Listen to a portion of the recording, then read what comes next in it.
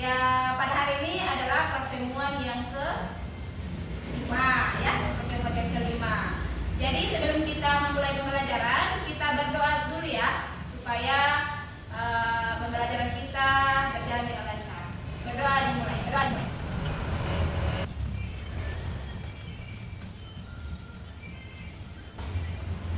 Sebelum kita memulai pembelajaran pada hari ini, kita tadi sudah berdoa ya.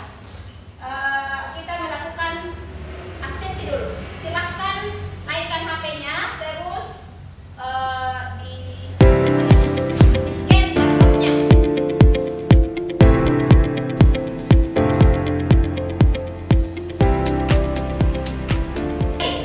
Pada hari ini kita akan melanjutkan materi perkuliahan. Sebelum itu, ada yang masih ingat pembelajaran kita minggu lalu? Oke, coba Kak Julia, apa? Prosedur pengembangan evaluasi pembelajaran. Baik, minggu lalu kita membahas tentang prosedur pengembangan instrumen evaluasi pembelajaran. Tepuk tangan dulu untuk Kak Julia. Baik, di dalam prosedur pengembangan evaluasi pembelajaran dari atau apa yang harus diadakan di situ? Ada yang masih ingat? Oke, silahkan. Itu ada menentukan tujuan evaluasi, menyusun visi-visi, sama melaksanakan evaluasi. Baik, tepuk tangan dulu untuk.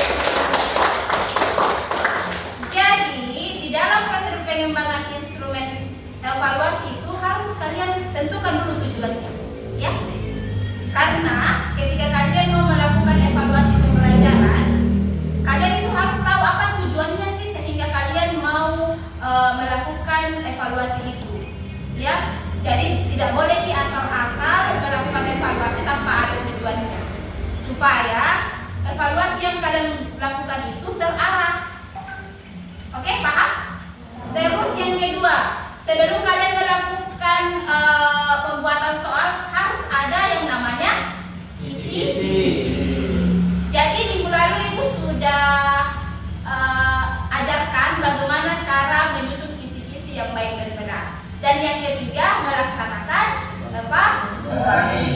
Baik, untuk hari ini kita akan melanjutkan mata kuliah kita tentang bagaimana pengembangan instrumen evaluasi jenis tes. Ya, jadi hari ini tujuan pembelajaran kita yaitu bagaimana kalian mengidentifikasi karakteristik instrumen evaluasi jenis tes yang baik. Yang kedua, bagaimana kalian menganalisis kesesuaian antara tujuan pembelajaran atau apa yang kalian pahami tentang evaluasi jenis tes. Tes tertulis. Tes? Tertulis. Oke, tes tertulis itu jenis-jenisnya jenis tes. Apa lagi? Tes lisan. Tes lisan. Apa lagi? Yang lain? Namanya jenis tes. Berarti dia nanti evaluasi pembelajarannya itu berbentuk tes. Apa-apa saja. Kuis, oke, masuk. Apa lagi? Tadi sudah dijelaskan oleh Mida bahwa ada beberapa jenis tes. Yang pertama tes tertulis, tes lisan, tes bisa juga kuis, bisa juga apa? Kalau kalian ujian akhir pada di tingkat SMA kemarin, biasanya guru-guru memberikan soal. Soal apa itu? Pilihan ganda, esai. Berarti itu adalah beberapa dua. Ya, prosedur yang kedua itu yaitu tentang bagaimana menyusun kisi-kisi. Di situ ada beberapa komponennya. Yang pertama, kompetensi yang kalian ingin yang kalian ingin capai. Apa tujuan pembelajaran yang kalian ingin capai? Jadi di kolom pertama itu harus kita gambar tujuan pembelajarannya. Ya, kalau kita menyusun kisi-kisi. Yang kedua, ada materinya. Materinya tentang apa? Contoh materi matematika, materi perhitungan, contohnya bilangan apa? Bilangan 3 angka. Bisa, berarti mulai dari 100 sampai nanti ketika kita setelah ingin memberikan penilaian kepada peserta didik itu, kita harus amanah, kita harus fatona, sidik, dan tablik. Jadi kalau umpamanya kalian memberikan nilai kepada peserta didiknya, harus jujur, jangan jangan membeda-bedakan mau memberikan penilaian yang tinggi kepada si A karena dia anaknya bupati misal atau anaknya kepala desa kalian. Jadi usahakan ketika kalian memberikan penilaian itu yang jujur dan bisa dipertanggungjawabkan untuk orang tuanya nanti dan untuk peserta didiknya. Jadi sangat dianjurkan, apalagi kita ini adalah calon guru madrasah ibtidaiyah ya, harus juga cerminkan nilai-nilai keislaman di dalam diri kita. Harus Oke, di sini ada masalah. Seorang guru telah menyusun soal ujian akhir semester. Setelah dianalisis, ditemukan bahwa soal tidak sesuai dengan indikator tingkat kesukaran tidak seimbang. Beberapa soal memiliki lebih dari satu jawaban benar. Bahasa soal sulit dipahami. Jawaban dari ketiga kelompok ini kelompok 2. Silakan yang bisa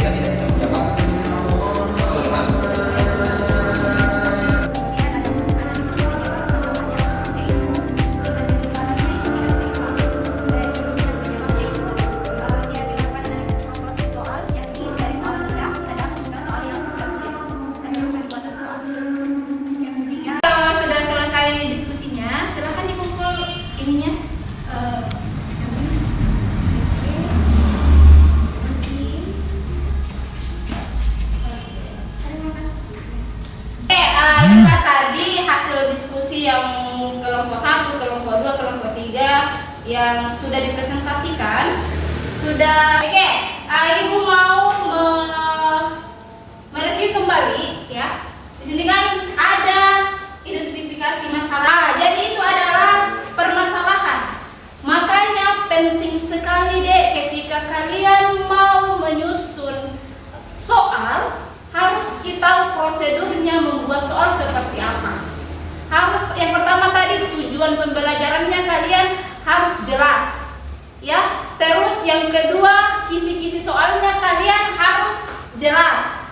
Terus tes yang kalian pilih itu harus jelas. Jangan sampai tes yang kalian pilih itu tidak sesuai dengan bentuknya ya, atau jenis soalnya dengan materi yang kalian ajarkan. Ya, jadi kalau umpamanya kalian buat soal perhatikan itu. Tujuan pembelajarannya apa? Contoh tadi kalau di PGSD ya, yang hitungan berapa tadi? Angka seratusan. Soal apa yang bisa kita buat di situ? Jenis atau bentuk soal yang bisa kita buat di soal matematika, hitungan atau bilangan 100 itu seperti apa? Pilihan ganda. Contohnya? Saya Bu. Oke, silakan Haji Muin. Baik, ketika kita membuat soal dengan materi matematika, salah satu contohnya itu seperti misalkan begini. Di bawah ini manakah yang termasuk bilangan ratusan? Nah, di bagian A misalkan kita tulis 760, di bagian B 70, di bagian C 30, bagian D. Oke, betul sekali ya. Jadi bisa salah satu jenis atau bentuk soal yang kalian bisa pakai itu kalian bisa pakai dalam mata pelajaran matematika pilihan ganda tadi ya. Intinya harus sesuai dengan matematika, dengan jenis atau bentuk soal yang kalian gunakan. Jangan lupa isi ya, sendiri mau berikan kuis. Mungkin bisa dinaikkan lagi ininya, HP-nya.